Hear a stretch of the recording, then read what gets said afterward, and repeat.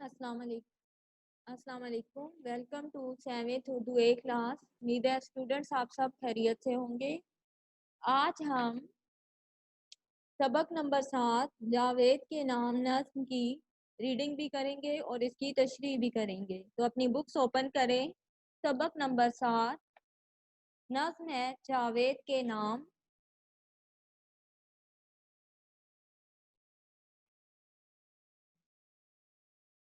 Reading start کرتے ہیں. Page number ہے 31.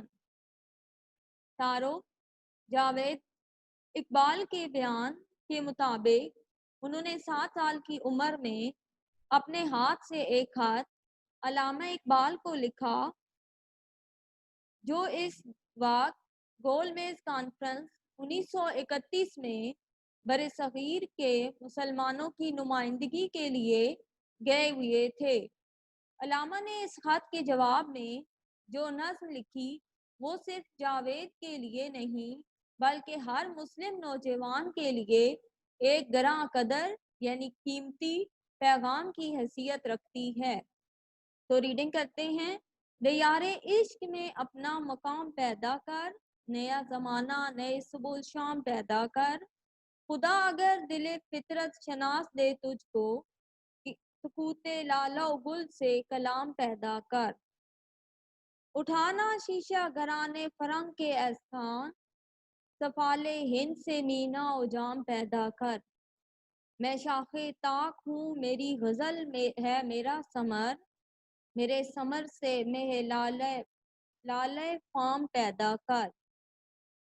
میرا طریق امیری نہیں فقیری ہے، خودی نہ بیچ غریبی میں نام پیدا کر.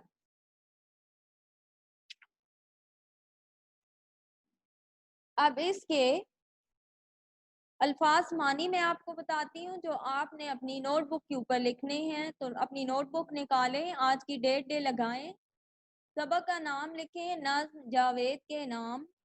الفاظ معنی کی ہیڈنگ دیں.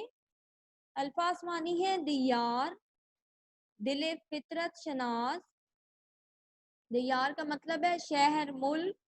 دل فطرت شناس قدرتی مناظر پر غور و فکر کر کے خدا کی معرفت حاصل کرنے والا دل. شیشہ گرانے فرنگ مراد انگریزی حکمران جن کے طور طریقے یا اصول شیشے کی مانند جل ٹوٹ جانے والے تھے. سفال ہند ہندوستان کی مٹی یعنی برصغیر کی تعلیم و تہذیب. مینا و جام سرائی اور پیالہ مراد سیاسی ملی اور مذہبی شعور. شاخ طاق انگور کی بیل کی ٹہنی. غزل مراد شاعری. میں لالے فام سرخ رنگ کی شراب. نام پیدا کرنا شہرت حاصل کرنا. نیچے ایک اور الفاظ لکھیں لاسٹ جو شعر میں ہے. طریق طریق کا مطلب ہوتا ہے طریقہ کار. یہ 10 الفاظ کے معنی ہیں، یہ آپ نے اپنی نوٹ بک پہ لکھنے ہیں. نیکسٹ پیج پہ آئیں، صفحہ نمبر 32. اس پہ جو اس کی سرگرمیاں دی ہوئی ہیں تو اس میں سے ہم یہ کوشچن نہیں کریں گے، اب ہم اس کی تشریح کریں گے. تو شعر نمبر 1 لکھیں دیار عشق میں اپنا مقام پیدا کر، نیا زمانہ نئے صبح شام پیدا کر.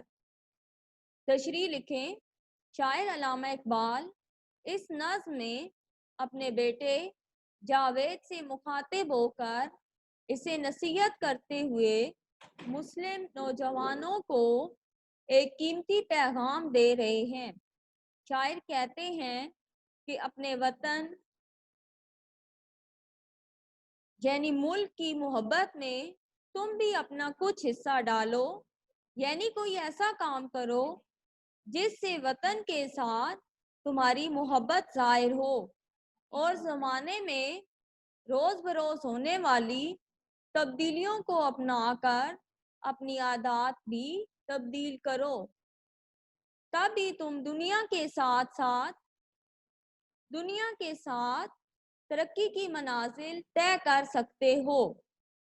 شعر نمبر 2 لکھیں خدا اگر دل فطرت شناس دے تجھ کو، سکوت لالا و گل سے کلام پیدا کر.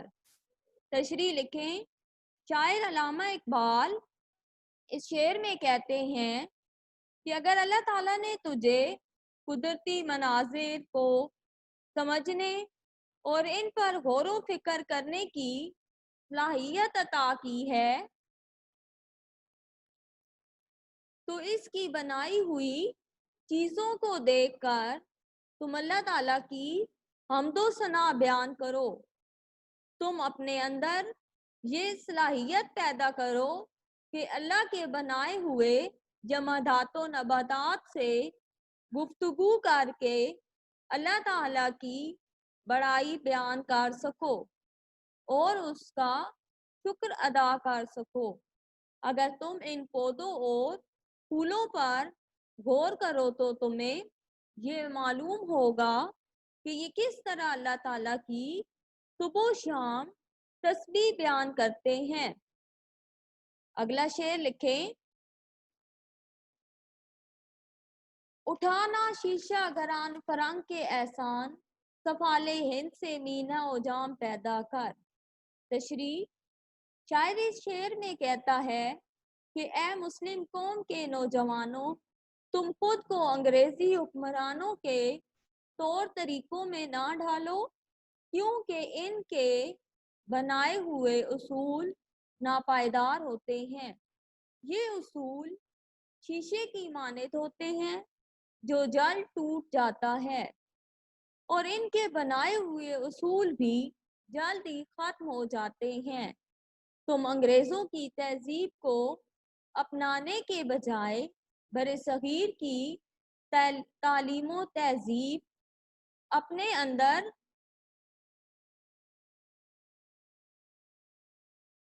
اجاگر کرو جو اسلامی تعلیمات سے بھرپور ہو، تاکہ تم ایک مضبوط اور پائیدار قوم بن سکو. شعر نمبر 4 لکھیں. میں شاخ طاق ہوں میری غزل ہے میرا ثمر، میرے ثمر سے محلالہ فام پیدا کر. تشریح لکھیں. اس شعر میں شاعر نے خود کو انگور کی بیل کی ایک ٹہنی سے تشبیہ دی ہے کہ جیسے انگور کی بیل کی ٹہنی جھکی ہوئی ہے، ایسے ہی علم نے میرے اندر عاجزی پیدا کی ہے، اور میری کی گئی شاعری ہی میرے لیے محنت کا پھل ہے، اور میرے اس محنت کے پھل سے تم فائدہ حاصل کرو اور خود کو اس قدر قیمتی بنا لو جیسا کہ سرخ رنگ کی شراب ہوتی ہے، یعنی اپنی شخصیت کو اس قدر نایاب بنا لو کہ زمانہ تم پر رشک کرے. شعر نمبر 5 لکھیں. میرا طریق امیری نہیں فقیری ہے، خودی نہ بیچ غریبی میں نام پیدا کر. تشریح لکھیں. شاعر علامہ اقبال نظم کے اس آخری شعر میں مسلم نوجوانوں کو پیغام دیتے ہوئے کہتے ہیں کہ اے مسلم نوجوانوں، تم میرے طریقہ کار کو اپناؤ جس کا مقصد امیری نہیں بلکہ صرف غریبی ہے. امیری سے یہاں مراد غرور اور فقیری سے مراد عاجزی ہے، یعنی تم غرور کو چھوڑ کر عاجزی کو اپناؤ اور اپنے ضمیر کو نہ بیچو، اور نہ ہی غیر مہذب تہذیبوں کی راہ پر چلو، بلکہ اسلام کی راہ پر چلتے ہوئے اپنے اندر عاجزی پیدا کر کے دنیا میں اپنی عزت و مقام پیدا کر کے ترقی کی منازل طے کرو، اسی میں تمہاری بھلائی ہے. یہاں تک ہمارا آج کا کام مکمل ہوا. اپنا خیال رکھیے گا. اللہ حافظ.